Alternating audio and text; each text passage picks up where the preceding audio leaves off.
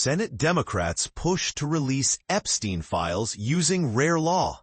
In a bold move that has captured attention, Senate Democrats are leveraging an obscure procedural mechanism to compel the Department of Justice, DOJ, to disclose more documents related to the Jeffrey Epstein case.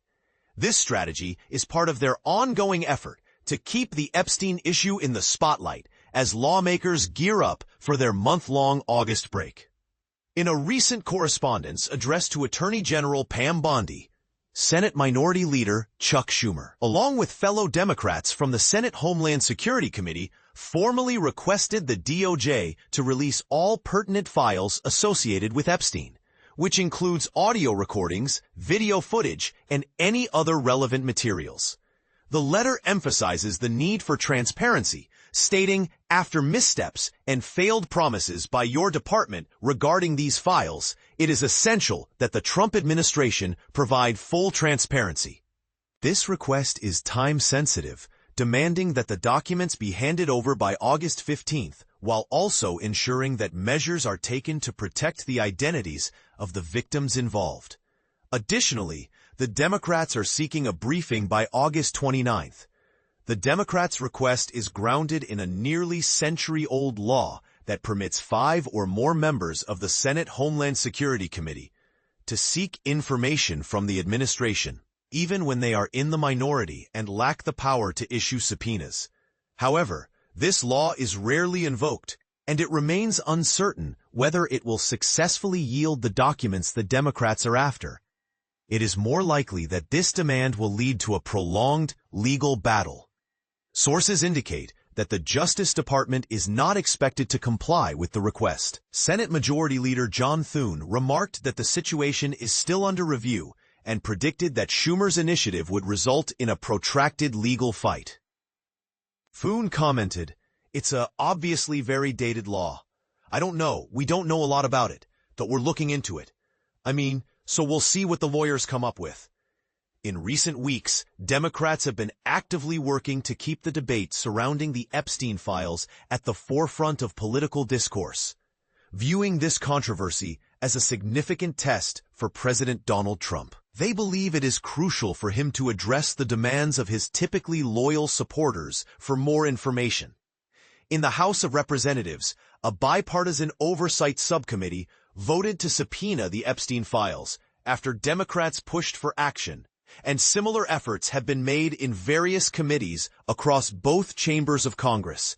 Schumer's initiative was initially reported by the New York Times, and he expressed to reporters that Democrats are prepared to take legal action to advocate for the release of these files.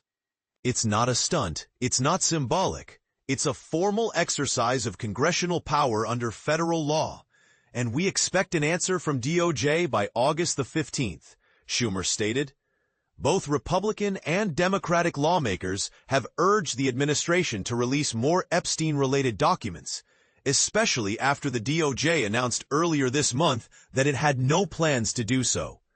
The department has since dispatched its second-in-command, Todd Blanche, to interview Ghislaine Maxwell, a convicted associate of Epstein, while also requesting courts to unseal grand jury materials from the case. Trump has indicated his openness to releasing credible materials. The success of the Democrats' efforts will largely depend on the Trump administration's willingness to disclose the information, as a court battle is unlikely to compel the release of documents to Congress in the near term. This is particularly relevant given Congress's historical challenges in obtaining documents and information from the executive branch, especially during Trump's presidency. Numerous committees and members have resorted to litigation, often resulting in protracted negotiations rather than definitive court rulings. For instance, in 2017, a small group of House members filed a lawsuit for documents from the General Services Administration concerning its contract with the Trump International Hotel in Washington. The House Oversight Committee gained some traction at that time from a federal appellate court in D.C., which ruled in a split decision that members of Congress could seek executive branch information through the courts if they requested it under the law. However, 5 years later, the Biden administration continued to argue in court for the same policy upheld by the first Trump administration, which contended that individual members of Congress, including ranking minority committee members, did not possess that level of legal authority. In a 2022 petition to the Supreme Court, the Biden administration asserted that members of Congress could always utilize political pressure rather than legal avenues to influence an administration. The Supreme Court ultimately did not hear the case after the Biden administration provided many of the documents sought by Democrats in Congress.